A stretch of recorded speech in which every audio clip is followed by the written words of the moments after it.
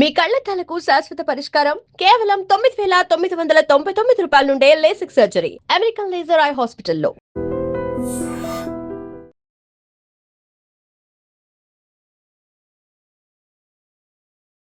నమస్తే, welcome to I dream. నేను Rachel. Tamil Nadu ముఖ్యమంత్రి భార్య సంగీత విడాకులకు సంబంధించి కోర్టులో పిటిషన్ వేయడము, ఆ తర్వాత ఆ పిటిషన్ మరి విచారణ సమయానికి తను వద్దని చెప్పడము, ఇవన్నీ మనందరికీ తెలిసిందే. మరి దీని వెనకాల ఏమైనా బలమైన కారణాలు ఉన్నాయా? విడాకులు వద్దు, భార్యాభర్తలు మేమందరం కలిసే ఉంటాము అని ఆలోచన వెనకాల అసలు ఏం జరిగింది? మరి ఈ పరిణామాలు తమిళనాడు రాజకీయాల్లో ఎలాంటి మార్పులకు దారితీస్తుంది? అసలు దీని వెనకాల ఏం జరిగింది అనే విషయం పైన మాట్లాడడానికి ఇవాళ ఐ డ్రీమ్ స్టూడియోలో మనతో పాటు ఉన్నారు ప్రముఖ అనలిస్ట్ మందడి కృష్ణారెడ్డి గారు. మనతో పాటు ఉన్నారు, వారితో మాట్లాడదాం. నమస్కారం సార్. నమస్కారం అమ్మా. ఎస్, మనందరికీ తెలిసిందే, కొద్ది రోజులు ఈ వార్త ఎంత హల్చల్ చేసిందో. నిజంగా భార్యాభర్తలు విడిపోతున్నారా, అసలు ఏం జరుగుతుంది అని అనుకునే లోపే ముఖ్యమంత్రి అవ్వడము, ఆ తర్వాత మళ్ళీ ఈ కేసు విచారణకు రావడము, ఇప్పుడేమో వద్దు అనడము. దీని వెనకాల అసలు స్టోరీ ఏంటి సార్? ఈనాటి ముఖ్యమంత్రి తమిళనాడుకి ప్రముఖ సినీ నటుడు విజయ్ భార్య సంగీత సోమలింగం ఎవరితో ఉన్నారో ఆవిడ కరోడుపతి. విజయం చేసుకోకముందే కొన్ని వందల కోట్లకు అధిపతి ఆవిడ. విజయ్ని ప్రేమించి కావాలని తనే ప్రపోజ్ చేసి పెళ్లి చేసుకున్నటువంటి యువతి. ఇద్దరు పిల్లలకు తల్లిగా చక్కటి సంపూర్ణమైన జీవితాన్ని అనుభవించారు.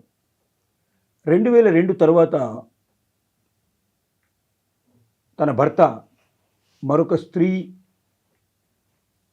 సాంగత్యం పెట్టుకున్నాడని, దాన్ని వదిలేస్తానని అనేకసార్లు ప్రామిస్ చేసి కూడా ఆ ప్రామిస్ మీద నిలబడలేదని, కాబట్టి నాకు అతనితో ఇక కలిసి జీవించాలన్న కోరిక లేదు, విడాకులు ఇప్పించమని తను కోర్టులో కేసు వేయడం జరిగింది. అది కూడా ఎలక్షన్ కన్నా ముందుగా జరిగిన విషయం ఇది. ఒక రకంగా ఎలక్షన్లో అది యాంటీగా పనిచేసి విజయ్ ఓటమిగా దారి తీస్తున్నామని కూడా చాలామంది భావించారు. ఎందుకంటే ఒక కుటుంబాన్ని కాపాడుకోలేమని వాడు ఒక రాష్ట్రాన్ని ఏం కాపాడుతాడు అనేటువంటి కూడా ప్రత్యర్థులు దాని మీద ప్రచారం కూడా చేశారు విపరీతంగా.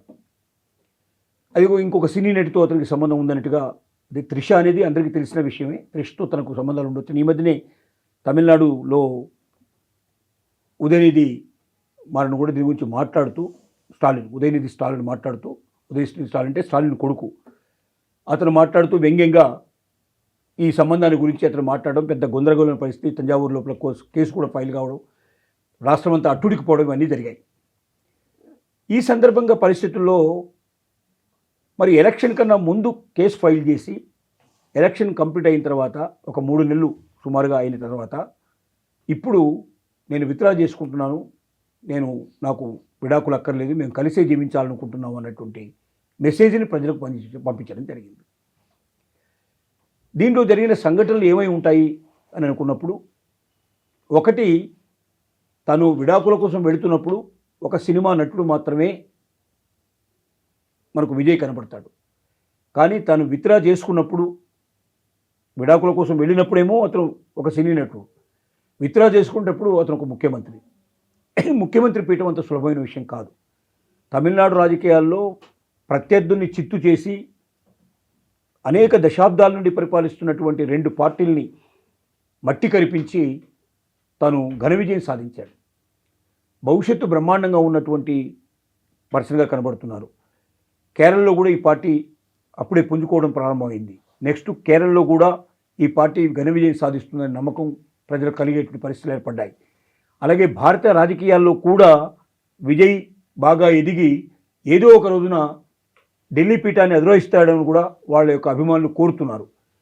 ఇలాంటి పరిస్థితుల్లో ఒక నటుడుగా కాకుండా ఒక ముఖ్యమంత్రి భార్యగా ఉన్న తను ఆ ముఖ్యమంత్రి యొక్క గౌరవాన్ని కూడా నిలబెట్టాల్సిన అవసరం ఉంది అన్నటువంటి ఆలోచనని ఆమెలో కలిగించడానికి కొంతమంది ప్రయత్నం చేసినట్టుగా తెలుస్తోంది స్పష్టంగా. రెండోది, వాళ్ళ అబ్బాయి కొడుకు ఎవరితో ఉన్నారో సంజయ్, అతను డైరెక్టర్గా కొత్తగా అడుగుపెట్టాడు, ఒక సినిమా కంప్లీట్ చేశాడు. ఆ సినిమా ఇప్పుడు రిలీజ్ కూడా రెడీగా ఉంది. తన కెరీర్, తన భవిష్యత్ అంతా సినిమా రంగంలోనే ఆధారపడి ఉంది. ఆ సినిమా రంగంలో వెళ్తున్నటువంటి తను తల్లికి తండ్రికి ఇద్దరు విడిపోయి దూరంగా ఉండే పరిస్థితులు ఏర్పడితే తను సమాజంలో ఏమైపోతాడో, తన పాత్ర ఏం కాబోతుందో భవిష్యత్తులో, డైరెక్టర్గా వెళ్తున్నటువంటి వ్యక్తి ఒక ముఖ్యమంత్రిగా ఉన్నటువంటి రాష్ట్రంలోనే అతను సినిమాలు తీయాలి.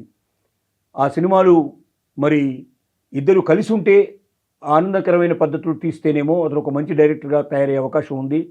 ప్రజల్లో కూడా ఒక మంచి మెసేజ్ పంపించడం అవుతుంది. లేకపోతే పిల్లల మీద ఆ ప్రభావం పడుతుందేమో అనే భయం కూడా తన లోపల భయాందోళన కలిగినట్టుగా తెలుస్తోంది. మూడోది ఏమిటంటే, తమిళనాడు రాజకీయాల్లో జయలలిత దగ్గర నుంచి మనం చూసినట్టయితే, జయలలిత ఎంజి రామచంద్రన్ పెళ్లి చేసుకోలేదు. తను ఒక నటిగానే ప్రవేశించింది. ఎంజి రామచంద్రకు రైట్ హ్యాండ్గా తయారైంది. రాజకీయాల లోపల చిన్న స్టేజ్ నుంచి పెద్ద స్టేజ్కి ఎదిగింది. చివరికి ఎంజి రామచంద్రన్ ముఖ్యమంత్రిగా ఘన విజయం సాధించి అనేక సంవత్సరాలు పరిపాలించినప్పటికీ తను అమెరికా లోపల, అంటే తను జబ్బు చేసి అసలు ఎవరిని గుర్తుపట్టలేని స్టేజ్ లోపల అమెరికా లోపల అతన్ని చేరిస్తే అతను తిరిగి వస్తాడనే ఉద్దేశంతో అతని బదులుగా ఈ రాష్ట్రాన్ని పరిపాలించి వన్నెకెక్కిన లేడీ మనకు జయలలిత. అంటే తమిళ రాజకీయాల లోపల భార్య ఉండగానే మరొక వ్యక్తితో సంబంధాలు పెట్టుకొని ఆ వ్యక్తి రాజకీయాల్లో రాణించినటువంటి సంఘటనలు చాలా జరిగాయి. కాబట్టి ఇది కొత్త విషయం ఏం కాదు, ఇది పాత విషయమే. రాజీ పడితే తప్పు లేదనే పరిస్థితుల్లోకి వచ్చింది. ఆ సంజయ్, తన కొడుకు సంజయ్ ఏం చేశారంటే ప్రెస్ కాన్ఫరెన్స్ పెట్టి త్రిష గారితో నా తండ్రికి ఉన్నటువంటి సంబంధం ఒక స్నేహ సంబంధమే తప్ప వేరే రకమైన సంబంధం కాదు అని అందరి ముందు చెప్పడం జరిగింది. అంటే ఒక రకమైన కాంప్రమైజేషన్కు వచ్చారు అనేది దీన్ని బట్టి మనకు అర్థమవుతుంది. పిల్లల భవిష్యత్తును దృష్టిలో పెట్టుకొని, విజయ్ యొక్క భవిష్యత్తును కూడా దృష్టిలో పెట్టుకొని, రాజకీయాల్లో రాణిస్తున్నటువంటి వ్యక్తిని కుటుంబం కూడా విడిపోయినటువంటి ఒక రకమైనటువంటి అపవాదు అతని మీద మోపేదానికన్నా తనతో కలిసి జీవించి ముందుకు వెళితే మంచిదని, దాంతోపాటుగా విజయ్ కూడా కొంత పశ్చాత్తాపం వెలిబుచ్చినట్టుగా భవిష్యత్తు లోపల తను వీలైనంత వరకు తగ్గించుకునేందుకు ప్రయత్నం చేస్తానన్నట్టుగా వాగ్దానం చేసినట్టుగా మనకు తెలుస్తోంది. ఏది ఏమైనప్పటికీ రాజకీయాల్లోకి రాకముందు విడాకులు, రాజకీయాల్లోకి వచ్చిన తర్వాత విడాకులు రద్దు అనేటువంటిది ఒక వ్యక్తి మహోన్నతమైన స్థానానికి చేరినప్పుడు భార్య కూడా కాంప్రమైజ్ అవుతుందేమో అనిపించేదానికి ఇది ఒక ఉదాహరణగా తీసుకోవడానికి అవకాశం ఏర్పడింది. ఎస్, అంతేకాదు పిల్లల యొక్క ఉజ్వల భవిష్యత్తు కోసం తల్లిదండ్రులుగా వాళ్ళు ఈ నిర్ణయం తీసుకోవడం అందరినీ ఆలోచింపజేస్తోంది. చాలామంది ఈ మధ్యకాలంలో డైవర్స్ అనేటివి ఎక్కువగా అయిపోయాయి. ప్రతి ఒక్కరు కూడా ఆలోచించాలి వాళ్ళ పిల్లల భవిష్యత్తు ఏమవుతుంది అనేది. మీకేమనిపించింది ఈ డిస్కషన్ అనేది కామెంట్ రూపంలో మాకు తెలియపరచండి. మరో చక్కని టాపిక్తో మళ్ళీ మీ ముందు ఉంటాను. నమస్తే.